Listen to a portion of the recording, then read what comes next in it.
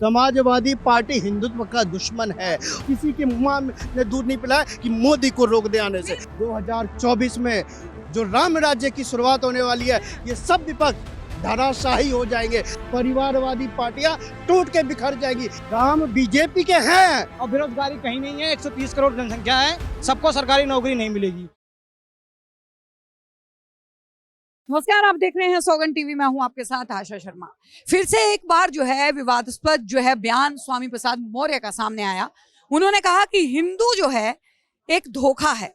लोग क्या सोच रहे हैं, हिंदू क्या एक धोखा है? सबसे पहले स्वामी प्रसाद मौर्य से कहना चाहता हूँ, जिस पार्टी में तुम हो और तुम्हारे नेता जाके बजाओ, तुम कहते हो ना हिंदू एक धोखा है, तो अखिलेश यादव भी एक नाम का हिंदू है, बजाओ पहले उसके।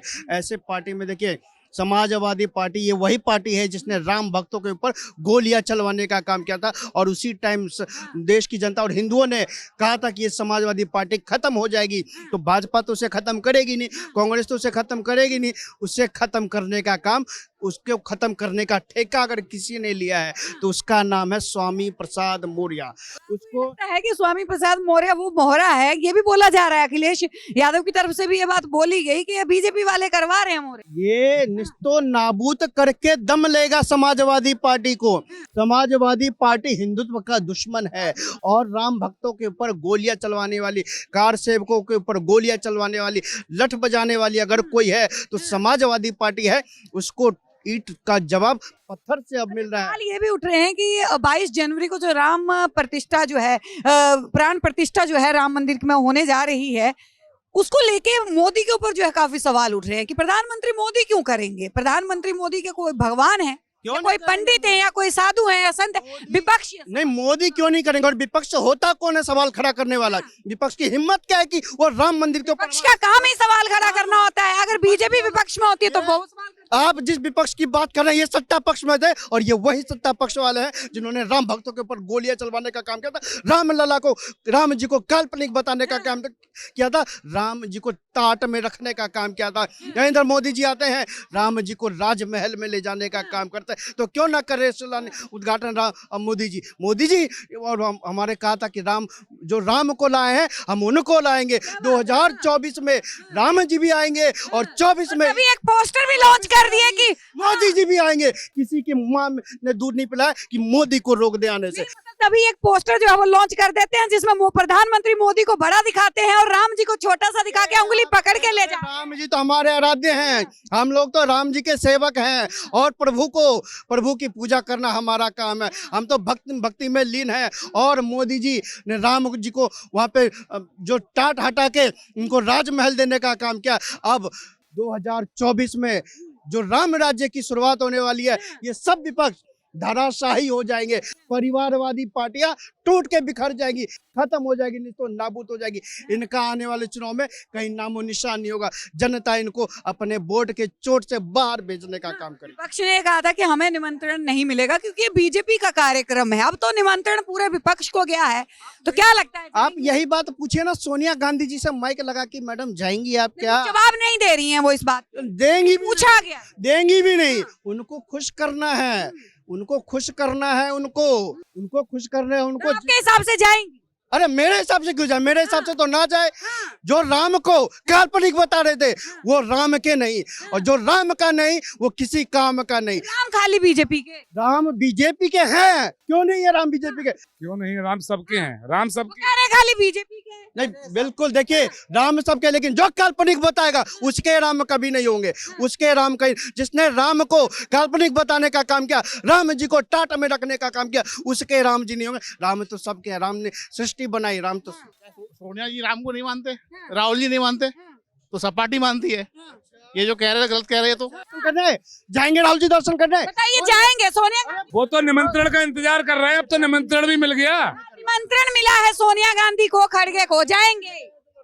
सच बात तो ये है मैम कि राम को सभी मानते हैं, सभी पार्टी मानते हैं।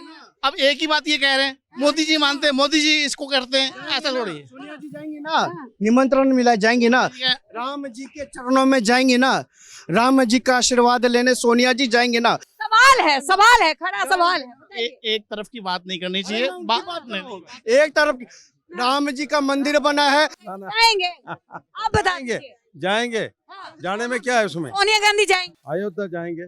सोनिया गांधी जाएंगे ना, बस यही हम सुनना चाहते हैं। कहीं बस कुछ लोग नाराज ना अभी हो तक जाए। तो बोल रहे थे निमंत्रण ही नहीं मिला, हाँ। अब निमंत्रण मिल गया, अब और कोई बहाना बना रहे हैं हाँ, कि देखते हैं। हाँ। वैसे- दिग्विजय ने ये बात बोली कि अगर सोनिया जी नहीं गई या कोई बड़ा नेता नहीं गया तो कोई ना कोई प्रतिनिधि जरूर जाएगा। देखिए, प्रतिनिधि को बेचते हैं। प्रतिनिधि ने थोड़ी कहा था राम डज नॉट एग्जिस्ट। प्रतिनिधि ने नहीं कहा था, ये कांग्रेस पार्टी के शीर्ष नेताओं ने कहा था राम काल्पनिक है। सनातन को खत्म करने की बात इनके शीर्ष नेताओं ने कही थी, प्रतिनिधि ने नहीं कही थी। या प्रतिनिधि को भेजेंगे? अरे साहब, देश की जनता देख रही है राम जी का। सारे नेता इकट्ठे हो रहे हैं यहाँ, है ना, कोई भी है। नीतीश का कंधा टूट गया और ललनवा भाग गया। ललनवा भाग गया। अरे आप जाके देखो ललन सिंह का क्या हो गया, कितने पैसे में बिक गया वो आरजेडी से। काका कह रहे मार देंगे मुझे। अरे काका क्यों मारे, आप बुजुर्ग आदमी हैं, आपको शिष्ट प्रणाम करते हैं, लेकिन कहिए उन विपक्ष के नेताओं से जो एक अकेले मोदी को घेरने की तैयारी कर। तो नहीं होगा विपक्ष को। अरे मैंने तो बोला कि सारे विपक्ष को चुपचाप होके बैठ जाना चाहिए। अरे मोदी सारी बात मोदी पे, बेरोजगारी पे देखो, शिक्षा पे देखो, अरे बेरोजगारी पे देखो, शिक्षा पे देखो। अरे तुम यही पढ़ के आए हो, सिर्फ मोदी मोदी करने से नहीं होता, काम देखना चाहिए, काम। भाई आप कह रहे हो बेरोजगारी, एक मिनट। तुम हटा नहीं पाओगे। आप बेरोजगार भाई था। भैया राहुल गांधी भैया भैया था। आप कह रहे हो बेरोजगारी, आप बेरोजगारी बात करो ना। 130 करोड़ की जनसंख्या है, सबको सरकारी नौकरी नहीं मिलेगी, ठीक है। यूपी में 64,000 भर्ती आई यूपी पुलिस की, आपको पता होगा ना, आया ना। मैं खुद प्रिपरेशन करता हूँ, उसकी तैयारी करता हूँ। 62,000 होगी। सिलेक्शन कितना हुआ, सिलेक्शन कितना हुआ? अरे सिलेक्शन कितना हुआ? अगर आप पढ़े लिखे हो, पेपर एग्जाम तो दे लो, पहले अरे एग्जाम फॉर्म तो भर लो। आप पास हो गए तो मिलेगी नौकरी। तुम सिलेक्शन की बात कर रहे हो, पेपर हुआ नहीं है, और बेरोजगारी की बात कर रहे हो। तुम्हें ये पता है नीति आयोग के में अभी नीति आयोग के डाटे के हिसाब से कितने पीएफ अकाउंट खुले गए हैं इनको? मैं इनसे जानना चाहता हूँ ये कहाँ तक की पढ़ाई की है। अरे कहाँ तक की पढ़ाई की है, सवाल है। अरे बस हमें जितना बोलना था मैंने बोल दिया, मैंने जितना बोलना था बोल दिया। अब हमें, मैं ये बताओ ना, आपने पढ़ाई कहाँ तक का किया है? ये अभी कह रहे आप थे ये ये बताओ मोदी पढ़ाई को कहाँ पढ़ तक क्या किया है, है? ये पप्पू यूनिवर्सिटी से पढ़ क्या है, जिनके पास न पढ़ाई की है। अब जो है ना, अगर पुलिस भर्ती की बात कर रहे हैं ना, तो अब घूस नहीं हो पा रही है। पहले घूस दो के भर्ती होते थे, हाई स्कूल पास करो या ना करो, आपको भर्ती होना है, बस 5 लाख तो हो गए भर्ती।